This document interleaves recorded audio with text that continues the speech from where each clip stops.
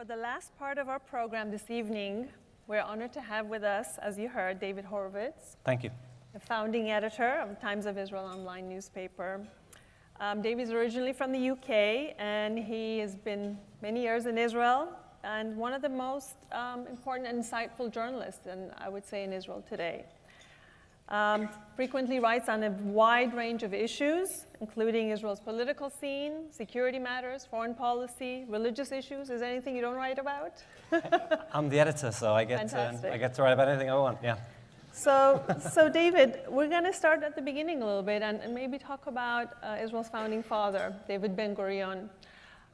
If Ben-Gurion was here today and he looked at Israel today, what do you think he would celebrate? What would he really be irked and upset about? And what would he be surprised about? Where do you think he would say? Well, first of all, I think we're very lucky that we had him. I think the country got off to, it was threatened with destruction even as he was declaring its independence. And I think we were very lucky to have very astute leadership. I think he would be very proud of arguably to date Israel's greatest innovation, which is drip irrigation. The first major infrastructure project of the first Israeli government was basically building a water carrier from the Sea of Galilee, from the Kinneret, down past Beersheba. And we became very good with water, and we developed something called drip irrigation, which is basically growing a lot with very little water. And I think very much in the Ben-Gurion vision of a light unto the nations, not only did it help Israeli agriculture thrive, but we then taught much of the world that needed it the same technology. Much of Africa, Israel has a program and had a program for decades. We taught Africa to grow a great deal of food with very little water. I think he'd be incredibly proud of that. And then I think he'd be surprised by the degree to which we transitioned from agriculture to tech.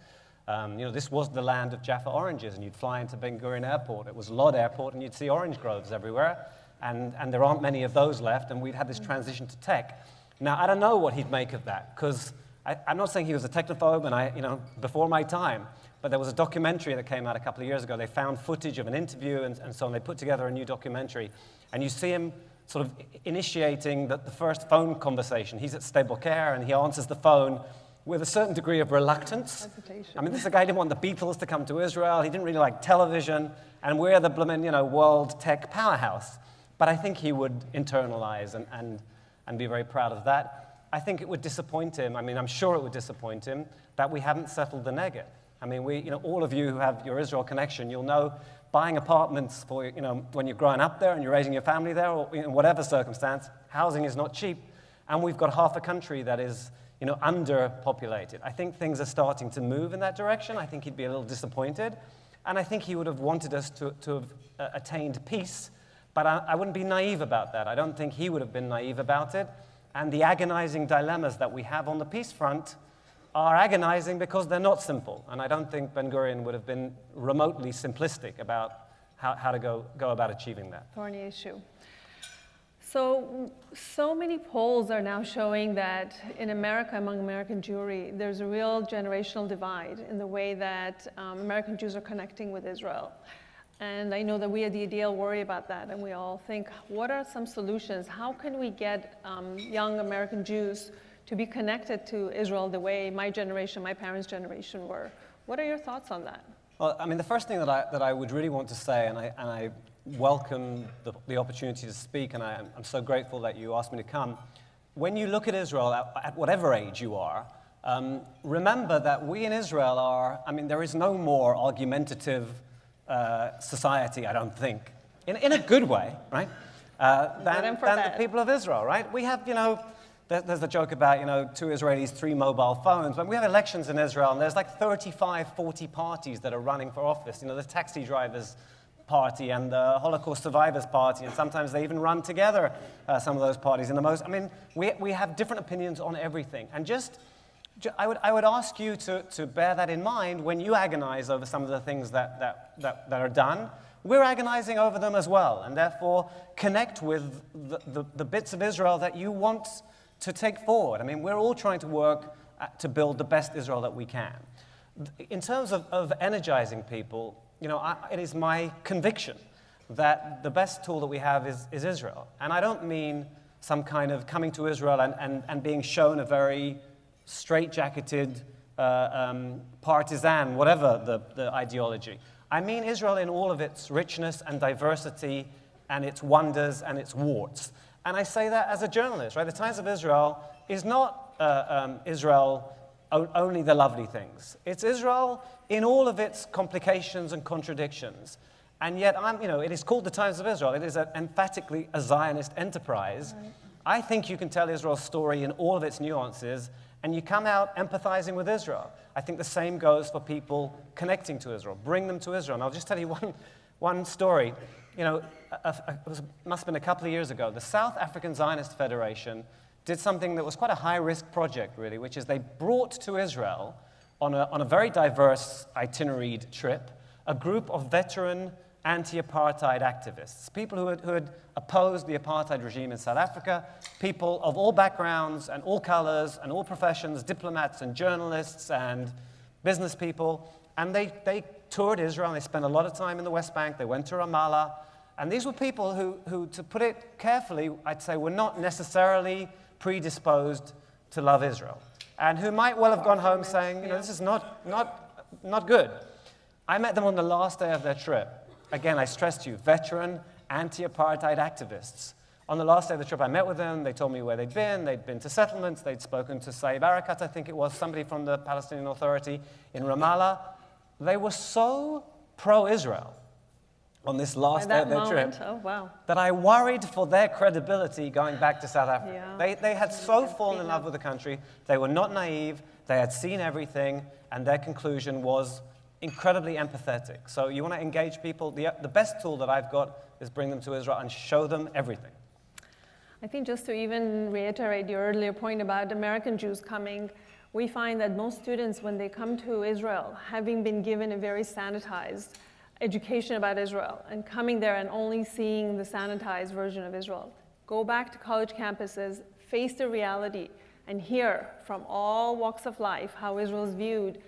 And the rug is pulled out from under them. They really don't know what to say at that moment and everything they've been taught. So in a way, coming to Israel, seeing its beauties, its challenges, its warts that you call them, I think it's a very important part of the educational process. And Israel, like any society, has those challenges that it does. So I totally agree with you. Talking about US-Israel relations and this issue of Israel diaspora that's become very, very thorny, challenging, emotional, I would say. What are your thoughts about that? I mean, here at the ADL, we think that there's something to be said about pluralism, about the cartel crisis, about conversion laws, all these issues that are shared issues that we care about. There are areas and policy areas that I think diaspora Jewry should not speak on. But these are issues that we at the ADL feel we do need to speak on them. What are your thoughts on those? So I'm not sure there are areas that you don't get to speak about. I think there are areas where you don't get to prescribe. Mm-hmm. My wife is from Dallas, Texas. She's American. That's how I learned your language. Okay, we'll give you that one. That's my best joke. She doesn't vote in the American elections. I don't vote in British elections. I'm not even sure that I would be allowed to. But we live in Israel. I've lived there most of my life. I've lived there about half the life of Israel, which is really staggering. You realize how young Israel is. I've been there for 5 minutes, and I'm half as old. I've been there half as long as Israel has been. In terms of the security and diplomacy issues, we bear the consequences. It's our kids who are serving in the army. Those are decisions for us to make. That doesn't mean you can't weigh in. It means don't try and leverage and prescribe. That, of course, be part of the dialogue. But then there are issues that of wider sort of peoplehood significance, of religious significance. I think personally that we lack a forum. I don't know how you would construct it. But I don't think it's okay that on a Sunday morning the Israeli government can decide to cancel an agreement on a permanent pluralistic prayer area at the Kotel. You know, of course, that there are areas at the Kotel where you can stand with your wife and your daughter can have her bat mitzvah, but this was to entrench it, and it would have had oversight, including from non-Orthodox streams of Judaism, and it was cancelled after years of negotiation. I don't think that's okay.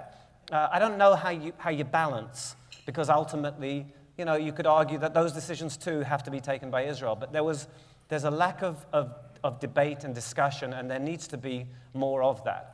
And on all the issues, Israel is the center of of Jewish thought. It's the only Jewish state, of course. The things that we do impact the Jews everywhere else. Think that the situations of Jews everywhere else impact Israel.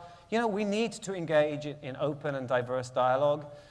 Some of the issues that you mentioned, I mean, on a personal level, I come from a very Orthodox family. My family on my father's side were rabbis in Frankfurt before they fled in 1937. My great-grandfather had founded one of the 2 Orthodox synagogues in Frankfurt, which was burned down on Kristallnacht. They'd fled to England the year before. So I come from an Orthodox background. The shul that I don't go to as often as I ought to is a Reform shul. So, and my family is fantastic. I have an uncle who's the head of a yeshiva, and he had sisters and brothers who, let's put it like this, led very different lives in terms of their Judaism. We need to engage with each other. Israel, I don't like the fact that you can't get born, married, divorced, or die in Israel without an Orthodox rabbi saying that's okay. I mean, maybe that's a good thing, because if they don't say okay, maybe you never pass. I don't know. But that's ridiculous, of course. And by the way, the only way to solve that, however, is we are a democracy. And if there was a larger footprint, if you like, of non-Orthodox Judaism in Israel, it would have its impact on policy. It's a numerical thing. So talk about larger footprint. One thesis is that maybe Israelis don't know enough about the lives of diaspora Jewry. They don't really know what it is to live in America as Jews with those denominations, with Reform, with Conservative, with Orthodox. So one thing that we at the ADL are looking at is how can we help educate Israeli youth about life in America. What do you think about that? Is that something that you think? Because we also noticed with the Kotel crisis, the Israelis didn't really care. The polls showed that there was not much emotion around that. It was really diaspora Jewry pushing for that. What are your insights? Look, I think there are some issues where probably there's a similar level of awareness, and I think there are issues where there is an acute imbalance, and it can go in either way. There are issues where the diaspora is inadequately aware or knows less than it ought to, I think, about some of the issues that we grapple with in Israel, and certainly vice versa. And how do you solve that? Education and interaction. You don't have the limitations that you used to have. You can communicate easily. It's easy to travel, but even if you're not traveling, there's every device under the sun. There's no excuse for it, and therefore you have to boost interaction. We can be very parochial in Israel, even on things that you would assume we know everything about. So, for example, things like BDS. Right. You would think, well, the Israelis must understand exactly. It took Israel a long time to internalize, and even now, whisper it, I'm not completely sure that everybody who ought to understand exactly what's going on does. I could solve the issue of artists canceling their gigs very easily by simply prevailing upon all the promoters of concerts in Israel not to announce the concert until the artist has had some exposure, with people who are smart, explaining what's about to happen. When your Instagram and Twitter feeds fill up with all this stuff, this is where it will be coming from. Are you okay with this? Are you sure you're going to be able to manage it? Some will say yes, some will say no. By the way, we're on a high about Israel and the incredible achievements of 70 years. Those things are significant.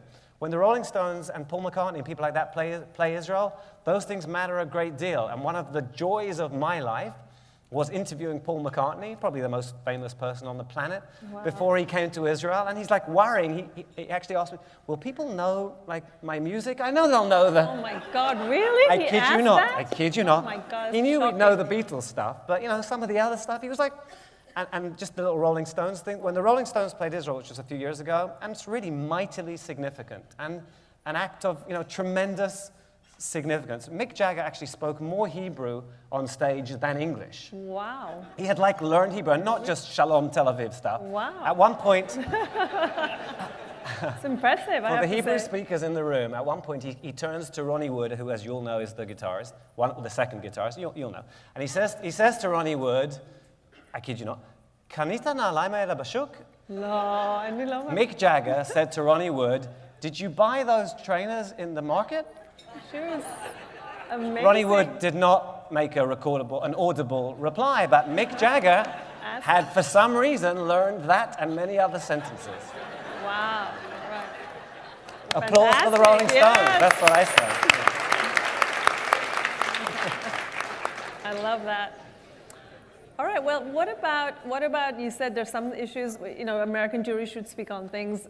So one thing that we've cared about here at the ADL are the asylum seekers, the African asylum seekers, and It's been a very, I would say, disappointing up and down roller coaster for us. And I think many American Jews feel that way, and more than anything because it's a moral issue.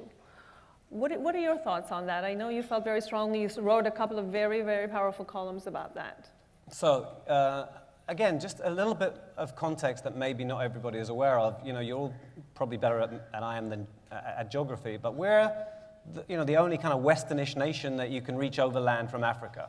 And this may sound implausible, but our border with Egypt was not a particularly hermetic border, even though it's potentially, there's Islamic State stuff going on there, even if ties with Egypt officially are good. But the border was porous, and people were coming across the border in the thousands in some months. There was a period where there were thousands of people coming into Israel and after horrendous conditions, by the way, in Sinai. And going through awful, torture and dreadful Rape. things. And they were coming to Israel. And therefore, there was concern there's going to be a potentially massive influx. So when the Prime Minister says, and he does, potentially we had 1 million people heading our way, that's not absurd.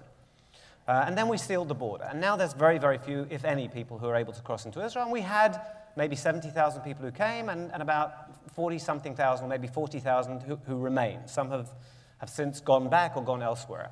I thought that the deal that Netanyahu announced a few weeks ago was an incredible deal. It was a UN mediated or negotiated with the UN, and about half would have stayed and half would have left, and the half who were leaving would have been resettled in the West, and the half who were going to stay were the people we will never throw out anyway, who are the families and children who know no language other than Hebrew. And they were going to rehabilitate parts of Tel Aviv where lots of them had been living, and there was going to be vocational training, and they were going to be given temporary residency. And it seemed to me it was almost Solomonic. It was just a win-win. And a few hours later, Netanyahu froze, and then the next day he canceled it. So I want to be constructive and just say I hope that deal is not over. I think Israel, I think people should recognize that Israel cannot be the entry point for potentially immense numbers of people, but I certainly think we have room within our borders to continue to be a home for some of the people who made it, and if there's a means for others of them to be resettled in countries that want to take them, that seems to me like the kind of solution that benefits everybody. Instead, at the moment, nobody's going anywhere, and we look terrible. And tell us why. What happened with Bibi? Why did he back up? Oh, well, now you're into the... Yeah, I think our audience deserves to know. But if I knew the answer, the definitive answer, pressure from his base, I think, is probably, and that's probably a common factor in some of the things that are done that are sometimes troubling for some of us. The Western Wall Compromise also, issues relating to his coalition, the asylum seekers, more his direct base, people within the Likud, that he was vulnerable to attack from people to the right. But the irony is here that having scrapped the deal, like I say, nobody is going anywhere, and we look terrible. Right. It's like the worst of all worlds when there could have been a win-win, and I hope that there yet will be. Well, we hope so too. So we're watching carefully. So moving now to the other part of Israel's history, which has been its security and military side.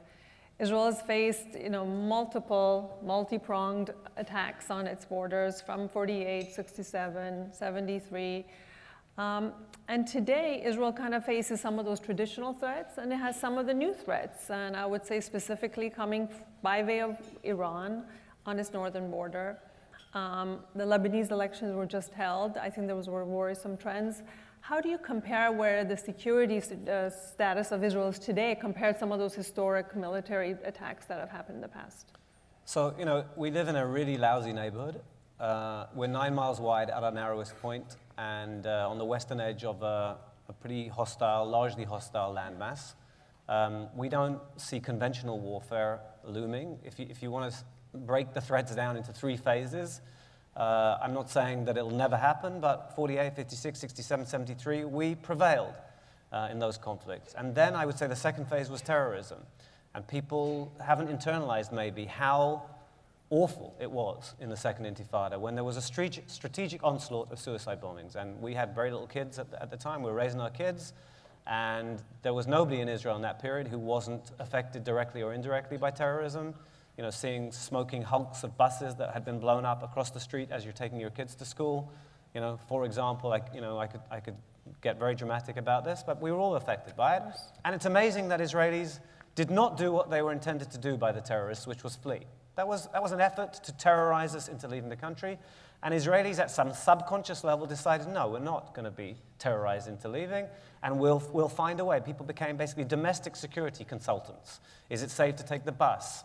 Do I feel I can go to the Machane Yehuda market? And people made their own decisions and tried to create their own sense psychologically that they were steering their way through this. Of course, there is no absolute defense, but people hung tough. And now we're being rocketed and demonized. And there's a connection, because we're being fired upon by people who crow and gloat when they harm and maim us, and cry foul when we, trying to stop the attacks, harm the people who, inadvertently harm the people who they have deliberately placed in harm's way. And there's another iteration of that in these mass marches close to the border. You know, we've left Gaza. There's no Israeli military presence in Gaza. There's no Israeli civilian presence in Gaza. These marches should be seen for what they are. They're called marches of return. That means the people behind the marches, even the ones who are not violent, are saying, we want millions of people to be able to live in Israel. Well, that's the end of Israel as a Jewish state. So understand what the imperative behind those protests is. So we're up against a new phase of struggle. We're very, very strong militarily. That does not mean that Iran is not a threat. I think Iran is a very serious threat, and Iran in the shape of Hezbollah with 150,000 rockets and missiles is a very serious threat. There is also that second battlefield threat, which is how things play out diplomatically, in the media, in the court of world opinion. And the conflict that we are being drawn into is chosen because it plays out so badly for us, unless you look closer. So if you look at the last few weeks, for example, you'll see everybody reporting, I don't know, 40, 50 people have been killed on the Palestinian side of that border, on the Gazan border. You will not see very often that Israel has no military presence in Gaza, no civilian presence in Gaza, that we keep a blockade on Gaza, yes, to stop Hamas, which says we want to destroy Israel, from importing weaponry. You won't see it highlighted that many of the people who've been killed in the last few weeks are members of terrorist organizations. On the first Friday, Hamas made the mistake, quote unquote, of acknowledging that 5 of the first people killed were Hamas members. And Israel said actually 11 of the first 14 or 15 people killed it identified as members of terrorist organizations. Since then, Hamas doesn't acknowledge the membership of the people being killed. Right. So it's, you know, it's complicated, and you have to look a little deeper, and the nature of the conflict is chosen because it's hard for us to wage, both militarily and on that second battlefield. I'm not sure that Israel wages it as effectively as it can on the second battlefield, but you need people, which is one of the things that, you know, we try to do at the Times of Israel. We try to give proper context. We try to give people the tools to understand. Does that mean that all of Israel's policies regarding the Palestinians are correct? Does that mean there are things that we should do that we shouldn't do? I'm not saying that. But I think you need to understand a little deeper, and then you recognize the nature of some of the conflicts that we're in. You know, of all of those, we worry a great deal about Iran. And we worry more than I would have stressed even a few weeks ago. Mm-hmm. So going back to Iran, it was just announced that President Trump tomorrow at 2 p.m. will announce his decision vis-a-vis JCPOA. Are you worried? I mean, is war imminent, you think, with Iran via Syria? Look, first of all, I don't know. I barely know what happened today. I think I know what happened yesterday, and that's been a humbling experience for Israel, because we also don't know in the way that we used to think that we did know. And you know, when the chief of staff tells you, as he did, he didn't see Mubarak falling, and asked a group of journalists, well, I'm supposed to be smarter than my friend, the Egyptian chief of staff. He didn't see it coming. Am I supposed to? And I didn't. I was too polite to say, well, I think you probably should, but. Right. You know, it's been the last few years have been very humbling from this. So I don't know what's going to play out. I think it was a poor deal. I think that the Israeli take on the deal was misrepresented. First, we were told we didn't know what was in it, so why were we objecting? And then we were told that no deal would have been good enough for us. It's not the case. We wanted a deal which was what the deal was supposed to be, which would dismantle Iran's rogue nuclear weapons program, and that is not the deal that was achieved. How you handle it now, you know, I don't know what the president's going to say tomorrow. I find it staggering. Israel, a few weeks ago, the Mossad, can you imagine the scale and complexity of this operation? Sent, I don't know how many people to Tehran. I don't know how many times they had to visit that building, because they had to know that they would be able to get the stuff out of the safes, and they got it back to Israel. We're not talking the photographs. They brought back to Israel 0.5 ton of material from Iran's nuclear weapons archive. And in my understanding, the IAEA has said basically nothing new here without having checked it. I mean, can you imagine that your whole life is dedicated to gaining expertise in a subject on which you have limited access, and somebody says, here's the whole picture for you, and before you've looked, you say, no, there's nothing for us to see here. I find that just astonishing and symptomatic of a not serious enough international approach to what the Iranians are up to. But are you worried, though, if President Trump does nix the deal and step out without really a plan in place? Or are you worried about the next steps? What then?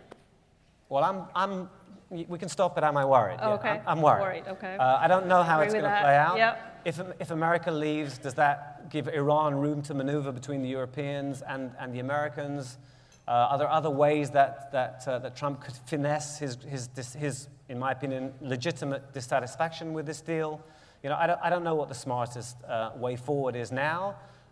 You know, I'm intrigued to know what the president will decide tomorrow. I would be very wary of the Iranians.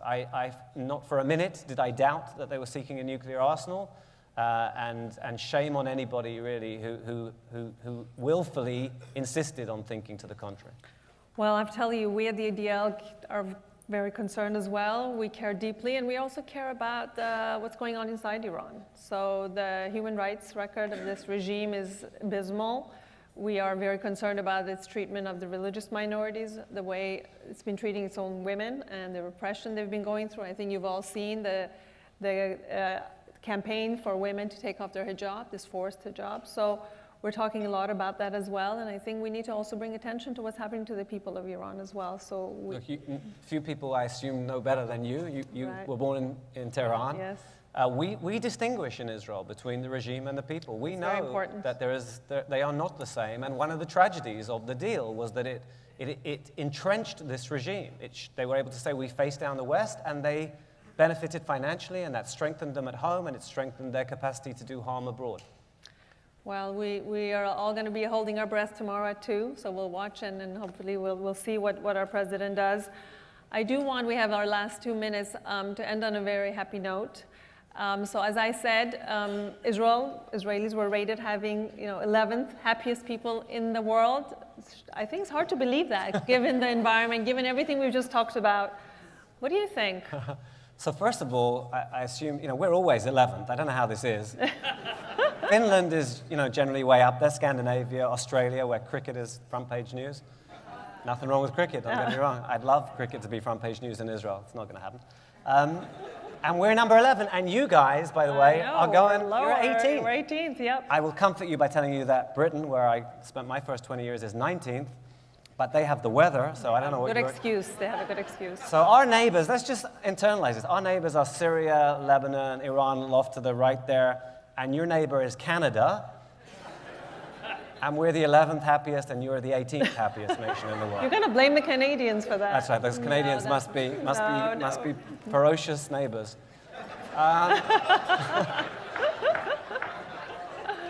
We'll take them. We'll switch. Any day. I agree. So it's an incredible country, and if to end on an appropriately upbeat note, we speak a lot about the challenges. The rewards of being Israeli are wonderful, and most especially on a very personal. You look at the kids that we produce. I look at my children. I look at their peers. These are wonderful people. These are self-sufficient and full of energy and creative and innovative. It's amazing. So they're So on that note, we heard a lot of Israel stories. What is your Israel story, David? Tell us. My Israel story. Yeah. Okay, so I'll do that. And one thing I want to say, we talked a lot about innovation. Right. The innovation I hope Israel will champion. We did the water thing. Yeah. I want us to do the sun thing. Uh-huh. And one of my nicest Israel moments is I interviewed a man years ago called Arnold Goldman, who died not long ago. And he was the brains behind a firm that was called Luz, which is named after the place in the Bible where Jacob sees the ladder to the heavens. That's why he called it solar energy, linking the heavens and the earth. And he was an incredible guy. I mean, this is a ridiculous story I'm going to tell you very quickly. He said to me, he was Orthodox and a maverick, I think. He said to me, David, sometimes when you've lost your keys and you're looking for them, and they were in that drawer, and you look in the drawer and they're not there, and you go back and you check a couple of minutes later, and they are there. And he said, and you assume that maybe they weren't there all the time. Oh. Okay, I told you that was an intriguing story. He was a very intriguing guy. Okay. Anyway, so that was one of my most wonderful interviews. So my Israel story, very, very, very briefly, we have no time. Wait, you got to go back. What explain? You think there's more to... No, he's an amazing guy who founded this company that was going to harness the power of the sun, and please God, somebody will be able to turn that into the key innovation that Israel does, because there's all that pure energy up there, and we have to find a way to get it down, and Israel can do that. So that's, the constructive thought. My little circle story is simply that, like I said, my great-grandfather founded a shul in Frankfurt. In 1938, it was burned down on Kristallnacht. By that time, he had died, and my family had come to England. By the end of World War II, my father was volunteering and was doing something with reconnaissance photography in the RAF, whereas his father had nearly been killed fighting with Germany, for Germany in World War I, had his Iron Cross at home. Wow. For me, with that background, I think the Jews need a country of our own. It's the only place on earth where the Jews are a majority. I think the next biggest proportion of Jews in a population is Gibraltar with 2.4%, America 2%. We want this Jewish democratic state of Israel. In the cemetery in Tiberias, where the Rambam is buried, is also buried a 16th century ancestor of mine. His name was Rabbi Yeshaya Ish Horovitz, who came from Prague. There's a place called Horovitz outside Prague. So my Israel story is just that I was able to close that circle of my ancestor in the 1600s and raise a family in the incredible country that is Israel. Fantastic. Thank you, David Horovitz. Thank you so much. Thank you. Thanks. Thank you.